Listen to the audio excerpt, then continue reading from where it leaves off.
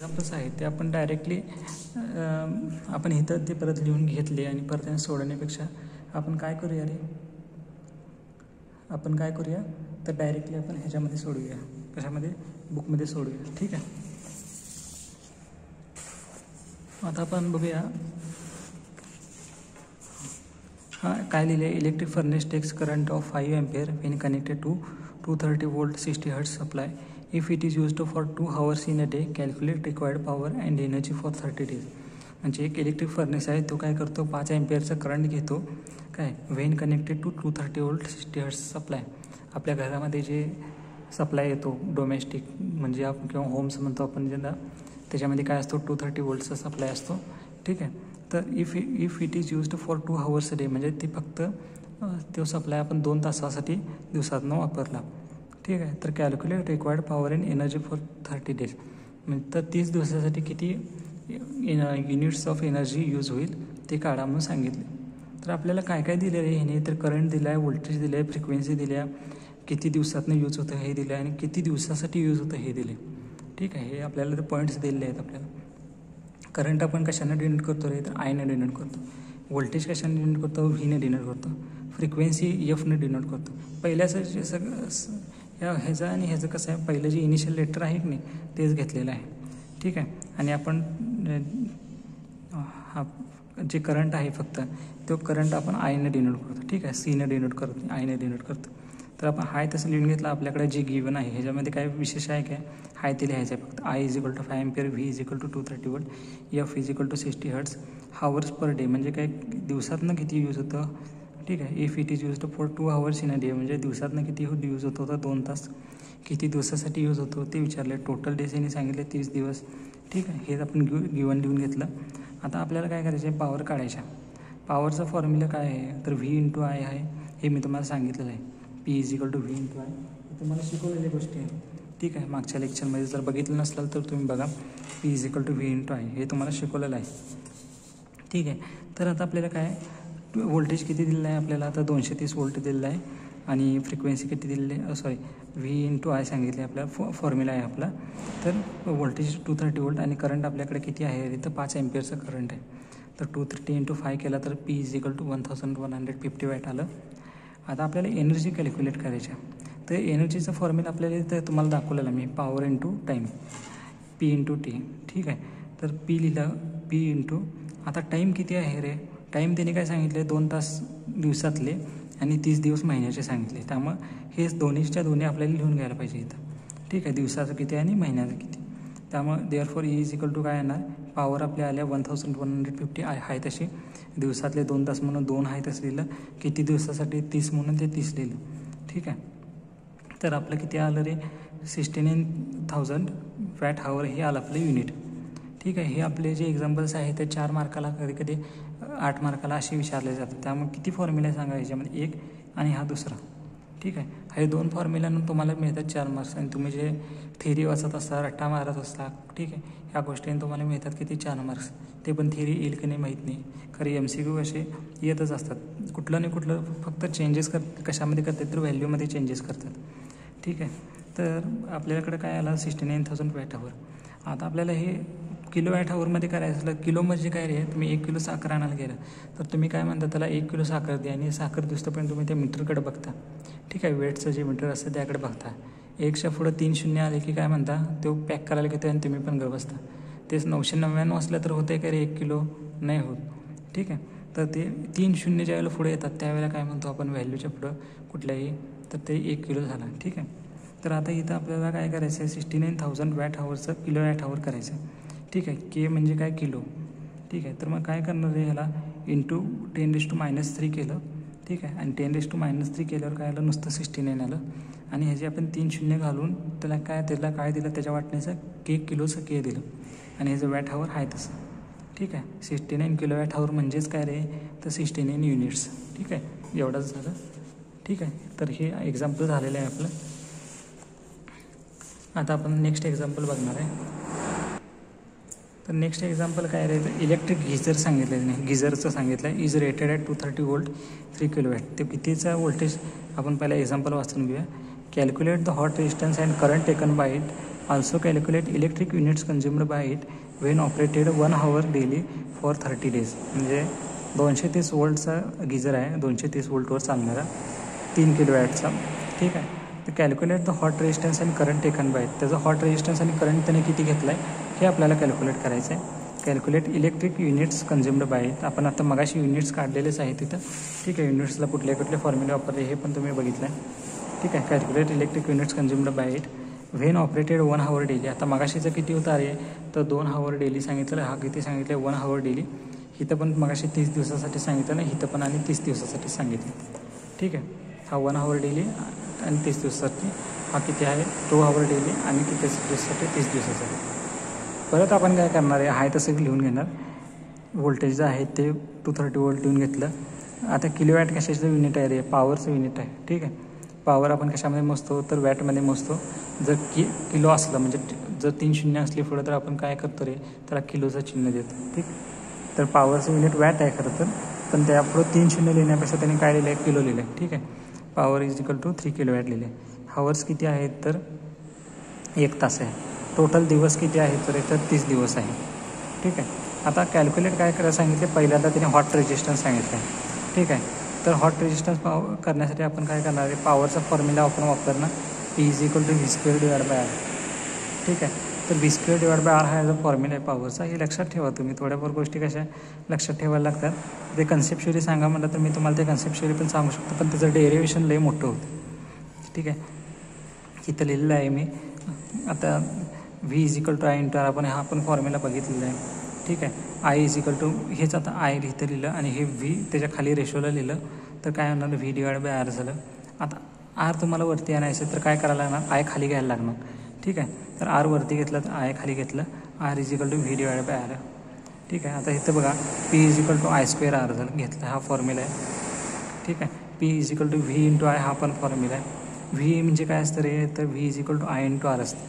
ठीक आहे. हे I² R कसा आला ते सांगतो. तर I इंटू व्हीचं फॉर्म्युला काय तर V is equal to I into R. मग इथं Vच्या ठिकाणी आपण काय घेतलं IR घेतलं. ठीक आहे. इथं IR घेतलं आपण आणि इथं परत हे I आहे तसं लिहिलं. ठीक आहे. हे लक्षात आलं असेल तुम्हाला. आता हे 2 I आहेत म्हणजे काय झालं, Iचं स्क्वेअर घेतलं इथं आणि हे R आहे तसं घेतलं इथं. ठीक आहे. आता I² घेतलं आहे आपण, तर आयचा फॉर्म्युला काय रे, तर V divide by R. I² असलं तर काय येणार V² डिवाइड बाय R² येणार. ठीक आहे. V² डिवाइड बाय I² येणार इथं आणि इंटू हे R आहे तसं. ठीक आहे. इंटू R असं आहे तसं. मग ह्या Rला ह्याच्यातली एक R जाणार, 2 R आहेत. Rचं स्क्वेअर आहे. ठीक आहे. ह्या दोन Rपैकी एक R जाणार ह्या Rला आणि ह्याचा फॉर्म्युला काय येणार V डिवाइड बाय R येणार. P is equal to V divide by R येणार. ठीक आहे. तर आपल्याला इथं काय आपल्याला कडे फॉर्म्युला आहेत रे. P इज इक्वल टू काय येणार आहे आपल्याला, ह्या Rला हे R जाणार म्हणजे इथं सिंगल R राहणार आणि हे V² आहे तसं इथं राहणार. ठीक आहे. म्हणजे हाच फॉर्म्युला इथे घेतलेला आहे. तुम्ही हे लक्षात ठेवायचं असलं ठेवा डेरिव्हेशन किंवा ठेवू नका, एवढेच फॉर्म्युला लक्षात ठेवा. हे सिलेबसला तुमच्या एवढंच आहे. ठीक आहे. P is equal to V² divide by, तरी पण तुम्हाला माहिती असावी कसं आलं काय आलं. तुम्हाला जर कन्सेप्च्युअली एकेकांना शिकायचं असते सर, आता तुम्ही समोर नाही आहे त्यामुळं तुम्हाला कसं पाहिजे कसं नको हे आम्हाला पण कळत नाही. त्यामुळं सर हे फॉर्म्युला तर दाखवला, हे फॉर्म्युला कसं आला हे आम्हाला सांगा म्हटलं तर हे तुमच्या डोक्यात असलं काय असं आम्हाला वाटत असते इकडं. त्यामुळं तुम्हाला सांगितलं मी हे सगळं. तर आता आपण नेक्स्ट काय हे एवढंच लक्षात ठेवा. P is equal to V² divide by R. तर R म्हणजे काय मिळणार, R आपल्याला काढायचं आहे. हॉट रेजिस्टन्स म्हणजे काय, रेजिस्टन्स Rने डिनोट करतो आपण. ठीक आहे. तर R आपल्याला काढायचं म्हणून हे P खाली घेतलं आणि R वरती घेतलं. R is equal to V² divide by P. कारण की आपल्याला ह्या दोनच्या V² आणि पॉवरच्या दोन्हीच्या व्हॅल्यू आहेत आपल्याला फॉर्म्युल्यामध्ये. V आणि P's दिलेलं आहे आपल्याला आणि R काढा म्हणून सांगितलं. तर 230चा स्क्वेअर केला आणि हे 3 किलोवॅट घेतलं. ठीक आहे. 3 किलोवॅट म्हणजे काय तर किलो म्हणजे काय 3 इंटू 10⁻³ घेतलं आणि 230चा स्क्वेअर घेतला. हे ज्या वेळेला तुम्ही कॅल्सीमध्ये टाकताय ठीक आहे तेव्हा रेजिस्टन्सची व्हॅल्यू किती येते 17.63 ओहम येते. आता आपल्याला करंट काढायचं P इज इक्वल टू काय तरी I² R. हो का, P is equal to I² R. हे डेरिव्हेशन लक्षात ठेवला तरी पण चालते. का माहिती आहे काय, डेरिव्हेशन जर तुम्ही लक्षात ठेवला तर तुम्हाला फॉर्म्युले जे आहेत एक 3-4 गणित आहेत त्या सगळ्याचेच फॉर्म्युले तुमच्या लक्षात राहतील. नाही ठेवला हे काय डेरिव्हेशन येत नाही सिलेबसला. डायरेक्ट फॉर्म्युला तुम्हाला पाठ करायचं म्हणून पाठ करा, काय करायचं ते करा. खरं हे व्हॅल्यूज आहेत त्याच्यावरून तुम्हाला ते काढायला यायला पाहिजे. ठीक आहे. तुमच्या मेथडनं तुम्ही करा. मी सांगेल त्या मेथडनं तुम्ही गेला तरी चांगलंच आहे, नाही गेला तरी तुमची मेथड कुठली वेगळी असली तर त्यांना पण तुम्ही यूज करू शकता. तर I² डिवाइड बाय आता P = I²R. आपल्याला काय काढायचं आहे तर करंट काढायचं. करंट काढायचं त्यामुळे काय घेणार आपण, हे जे R आहे ठीक आहे ते R हे Pच्या खाली घेतलं आपण, P डिवाइड बाय R केलं आणि ही I² राहील आपलं. तर आपल्याकडं आता आपल्याला नुसतं करंट काढा म्हणून सांगितलं आहे नाही, करंटचं स्क्वेअर काढा म्हणलं काय नाही. त्यामुळे आपण ह्याला अंडररूट घेतला आणि PR घेतला ठीक आहे. म्हणजे ह्याचा अंडररूट घेतला, इकडचा स्क्वेअर गेला आणि काय केलं आपण, Pची व्हॅल्यू किती आहे तर 3 kW आहे. 3 × 10⁻³ घेतलं आणि आपली रेजिस्टन्सची व्हॅल्यू किती आल्या 17.63 आहे तशी ठेवली. हे कॅल्सीमध्ये केला की तुम्हाला काय मिळतं 13.0447 एम्पियर. पॉईंटच्या पुढच्या ज्या व्हॅल्यू आहेत त्या एक एक वाचायच्या असतात ठीक आहे. आता calculation of electric units consumed. आता आपल्याला शेवटला काय सांगितलं आहे, इलेक्ट्रिक युनिट्स कन्झ्युम्ड काय आहे ते काढा म्हणून सांगितलं ठीक आहे आपल्याला. तर ह्याचा फॉर्म्युला आपण मगाशी इथनं पुढं जे आता आपल्याला मगाशी नुसतं युनिट्स काढा म्हणून सांगितलं ठीक आहे. हे आहे तसंच आलं बघा इथं ठीक आहे. Power P × hours per day आणि टोटल डेज किती आहे. पॉवर इंटू टाईमचा फॉर्म्युला काय आहे, P × hours per day into total days. मग पॉवर आहे आपल्याकडं 3 kW म्हणजे काय ते 3000 वॅट आहे म्हणून इथं 3000 लिहिलं आपण इथं ठीक आहे. इथं 3 kW, 3च्या पुढं किलो आहे, 3च्या पुढं किलो आहे का इथं, आहे की नाही, इथं 3000 लिहिलं ठीक आहे. इंटू हवर्स किती सांगितलेले आपल्याला इथं तर 1 तास सांगितले आपल्याला ठीक आहे. मग इथं 1 तास सांगितले म्हणून आपण इथं 1 तास घेतलं. किती दिवसांसाठी सांगितले आपल्याला इथं 30 दिवसांसाठी म्हणून इथं 30 घेतलं. की ज्यावेळेला तुम्ही कॅल्सीमध्ये टाकता त्यावेळेला किती येतं रे तर 90,000 वॅट/आवर येतं. आता 1 electric unit corresponds to 1 kWh ठीक आहे. 1 इलेक्ट्रिक युनिट म्हणजे किती असतं रे तर 1 kWh असतं ठीक आहे. तर 90,000 इंटू 90,000 kW म्हणजे किती येणार आहे 90 युनिट येणार. किती सोपी गोष्ट आहे सांगा बघूया. 1 युनिट म्हणजे 1000 kW काय, तर 90 किती 90 kWh म्हणजे किती येणार तर 90 युनिट येणार. कळालं काय. 1 युनिट म्हणजे असं करू शकता ठीक आहे. तुम्हाला जर समजतच नसलं तर बघा असं करू शकता. 1 युनिट म्हणजे किती आहे रे तर 1 kWh आहे ठीक आहे. तर 90 युनिट म्हणजे किती आहे रे तर 90 kWh. 1 युनिट म्हणजे 1 kWh तर 90 युनिट म्हणजे किती रे आहे रे तर 90 kWh ठीक आहे. तर आता आपलं युनिट काय आलं तर 90 युनिट आलं ठीक आहे. हे तुम्ही लक्षात ठेवा डायरेक्ट किंवा अशा मेथडनं लक्षात ठेवलं तरी चालतं. 1 युनिट म्हणजे 1 kWh तर 90 युनिट म्हणजे 90 kWh. त्यामुळे आपण इथं लिहायचं 90 युनिट्स ठीक आहे. 90 युनिट्स लिहिला तुम्ही इथं. आता आपल्याला तिसरं एक्झाम्पल दिलेलं आहे. इन हाऊस म्हणजे घरामध्ये following electrical appliances are used. म्हणजे खाली दिलेले अप्लायन्सेस आहेत ते यूज करतो आहे आपण. कुठले आहे ते 5 लॅम्प आहेत 40 kW 3 hours पर डे आपण यूज करतो. 3 फॅन आहेत 60 वॅटचे 4 तास आपण दिवसातले यूज करतो. If electricity rate is 4.10 units calculate the monthly bill of electricity for 30 days. म्हणजे जर 4.10 ही एका युनिटला दर आहे तर 30 दिवसांसाठी कॅल्क्युलेट करा. तर आपण काय करणार आहे पहिल्यांदा आपण एनर्जी कन्झ्युम्ड प्रत्येक अप्लायन्सची किती होत्या ते बघणार आहे ठीक आहे. तर प्रत्येक अप्लायन्सची युनिट एनर्जी कन्झ्युम किती होत्या 5 लॅम्प आहेत 40 वॅटचे 3 तास डेली. मग 5 × 40 × 3 केला तर किती आलं 600 वॅट/आवर पर डे आलं ठीक आहे आपल्याकडं. आता 3 फॅन आहेत 60 वॅटचे 4 तासासाठी वापरतो. तर आता 3 × 60 × 4 केला की 700 वॅट/आवर पर डेली आलं. आता आपल्याला टोटल इलेक्ट्रिसिटी काढायच्या पर दिवसासाठी किती दिवसातनं किती यूज झाली तर काय करायला लागणार आहे आपल्याला हे दोन्हीचं ॲडिशन करायला लागणार ठीक आहे. तर किती आलं 1320 वॅट/आवर पर डे आलं ठीक आहे. तर आपल्याला काय करणार हे वॅट/आवर पर डे आलं.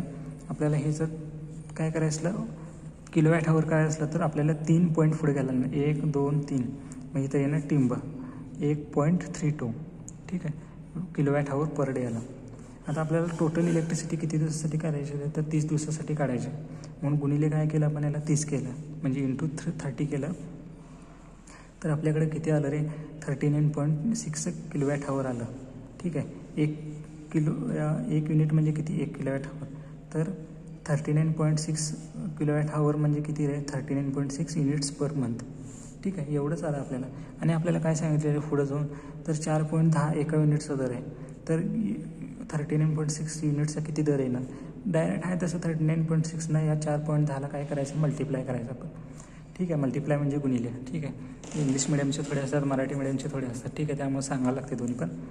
तर काय येणार 162.36 रुपीज, म्हणजे एवढा 162.36 रुपीज आपल्याला काय येणार इलेक्ट्रिसिटीचं बिल येणार. Thank you everyone. आपण आता नेक्स्ट लेक्चरमध्ये पुढचं बघूया.